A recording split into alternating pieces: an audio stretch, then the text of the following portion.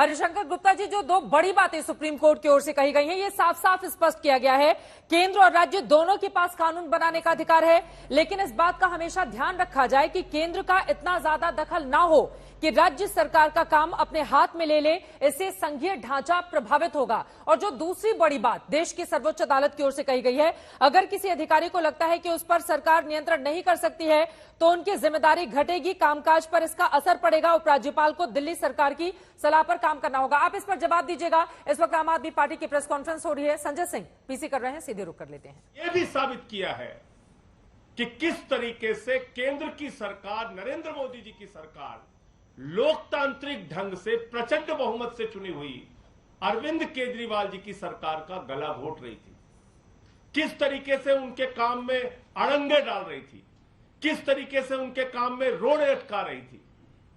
यह आज इस फैसले से साबित हुआ है। तो इसके लिए दिल्ली के वो 2 करोड़ लोग जो अपने लाल अरविंद केजरीवाल के साथ हर परिस्थिति में खड़े रहे, वो सब बधाई के पात्र हैं।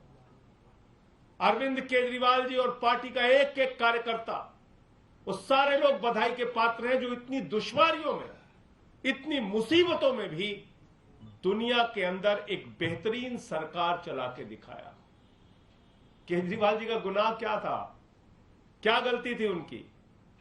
उन्होंने कहा हमें दिल्ली के सरकारी स्कूल अच्छे करने हैं। कौन से सरकारी स्कूल? जो केजरीवाल साहब के मुख्यमंत्री बनने के पहले जिन सरकारी स्कूलों में मकड़ी के जाले लगे हुए थे। तो बड़ी बातें जो कही गई आपने सुन लिया। हरीश खुराना जी, पहले आप ही टिप्पणी कर दीजिए। वो कह रहे हैं केंद्र सरकार जो अड़ंगे अटका रही थी, रोड़े डाल रही थी हमारे कामकाज में, अब उसको जवाब मिल गया है, सबक मिल गया है। देखिए, जो एक कह रहे हैं ये तो सुबह से हम सुनते हुए आ रहे हैं, लेकिन मैं फिर कह रहा हूं कि या तो 8 साल में ये जो क्लेम करते थे हमने काम करे, वो क्लेम उनके झूठे थे, या अब जो कह रहे हैं वो होगा। लेकिन जो भ्रष्टाचार ये करते हुए आ रहे थे, चाहे वो शराब का घोटाला हो, चाहे वो स्कूल कमरों का घोटाला हो, चाहे वो कंस्ट्रक्शन वर्कर का घोटाला हो, तमाम घोटाले जो रोकने का काम उन अफसरों ने जो उन अफसरों ने फाइल रोकी कि हाँ भाई ये काम गलत हो रहे हैं, उसके बावजूद आपने भ्रष्टाचार किया, वो तमाम सब तरह के पब्लिक डोमेन के अंदर है। इसलिए मेरा कहना है कि आपको आज भी संविधान के हिसाब से काम करना होगा। आपको भ्रष्टाचार से रोकने के लिए लेफ्टिनेंट गवर्नर साहब आज भी बैठे हैं और विपक्ष के नाते भारतीय जनता पार्टी भी आपका उजागर करते हुए आएगी।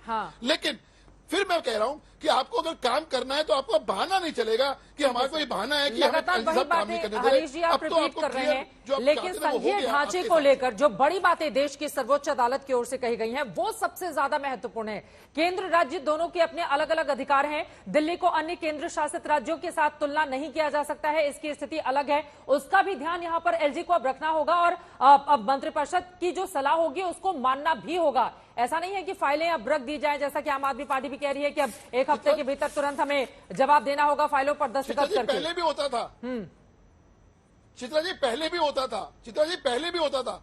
5 साल मदनलाल खुराना जी की सरकार रही, 15 साल शीला दीक्षित की रही। ऐसा कभी कन्फेडरेशन देखा आपने? मैं पूछ लेती हूँ लेफ्टिनेंट गवर्नर के साथ इस तरह से गाली गलौज, इस तरह से कभी देखा आपने? इसके पहले क्या कभी हुआ? वो 15 साल की शीला दीक्षित जी की सरकार का भी जिक्र कर रहे हैं, क्या इसके पहले कभी हुआ या आज ही हालात चूंकि बिल्कुल अलग और अतर थे? और सुप्रीम कोर्ट के आज के इस फैसले पर क्या है कांग्रेस पार्टी की राय? चित्रा जी, मैं पहले सबसे पहले ये कह दूं, आज जो सुप्रीम कोर्ट का फैसला आया है वो फैसला नीतिगत फैसला है, और उसके बाद में जिस ढंग का सेलिब्रेशन आप पार्टी कर रही है, तो इसमें कौन सी जंग जीत ली जो सुप्रीम कोर्ट के फैसले के बाद पूरे दिल्ली भर के अंदर पटाखे और ढोल चलाए जा रहे हैं। इनको फोकस करना चाहिए अपने काम पर। 8 साल में लेफ्टिनेंट गवर्नर विवेक सक्सेना से सबसे ज्यादा एतराज है। विवेक सक्सेना को आए हुए मुश्किल से 1.5 साल हुआ है जी। उसके पहले लेफ्टिनेंट गवर्नर दूसरे थे, उससे में तो कोई रोड़ा किसी ने नहीं अटकाया। अगर यही कह दें कि इन्होंने रोड़ा अटकाया इनके काम के अंदर, ये तो सवाल ये है कि ये बहाना ढूंढते हर चीज के अंदर, काम नहीं करने का है।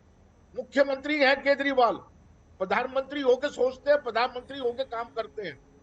वो वापस करना पड़ेगा उनको, मुख्यमंत्री रह के ही काम करना पड़ेगा, दिल्ली की जनता की सेवा करनी पड़ेगी।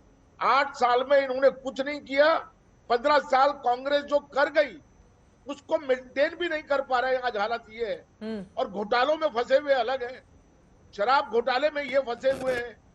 117 करोड़ 171 करोड़ रुपया अपने शीश महल पर, शाही महल पर इन्होंने लगा दिया, उसका जवाब देना है।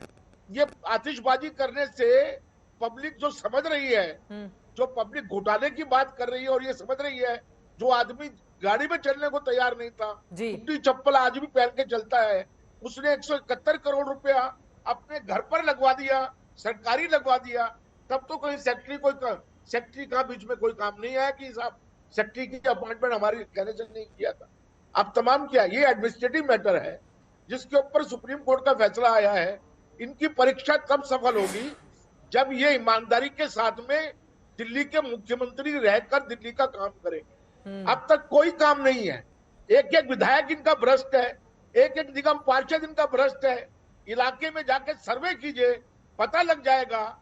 जो विधायक चप्पल लेकर आया था आज 4-4 स्कॉर्पियो में और बड़ी बड़ी गाड़ियों के अंदर घूमते हैं। जी, ये केजरीवाल का स्वरूप है।